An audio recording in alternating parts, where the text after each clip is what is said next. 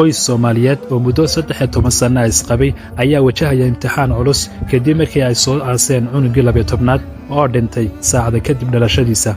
Suldaanka iyo xaaskiisa Faadumo ayaa sheegay in ilmihii Alla siiyo uu mar walba dhinto dhalashada ka hor iyaga oo inta badan geeriyooda iyagoo caloosha ku jira. Maanta waxay soo aaseen kii ugu dambeeyay oo laakiin nolol ku dhashay iyadoo ay ka muuqatay murugo balse weli haysta rajo iyo iimaan xooggan. Aabaha qoyskan oo arrinta ka hadlaya ayaa yiri: السلام عليكم ورحمة الله وبركاته.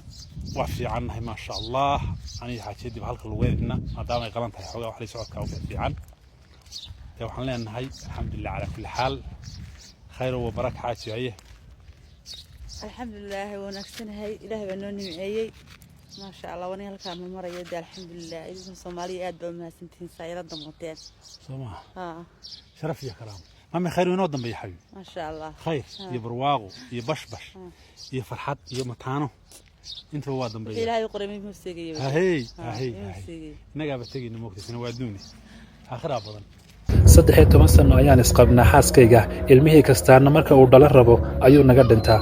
Maantana waxaan soo aasnay kii 12aad laakiin weli waan mahadnaqaynaa waayo Alla waxa uu nagu tijaabiyay sabr iyo iimaan. waan ogahay inay naga horeeyaan waxaan Alla ka rajaynaynaa inay noqdaan kuwa noo shafeeco qaada. Aabahan ayaa bulshada Soomaaliyeed ka codsaday in loogu duceeyo sabr iyo in Alla ugu bedelo ubad caafimaad. Dad badan oo baraha bulshada ku arkay qisadooda ayaa u duceeyay qoyska iyagoo u dhaafay duco iyo erayo dhiirigelina. Ilaahay ha u fududeeyo ha ugu bedelo ubad caafimaad qaba oo cimri dheer ah. Ugu dambeyntiina qisada qoyskan ayaa laga dhex arkaa sida dadka muslimiinta ahi ugu samraan imtixaanada adag iyaga oo rumaysan in geerida ilmahoodu tahay qayb ka mid ah qadaraha Alle.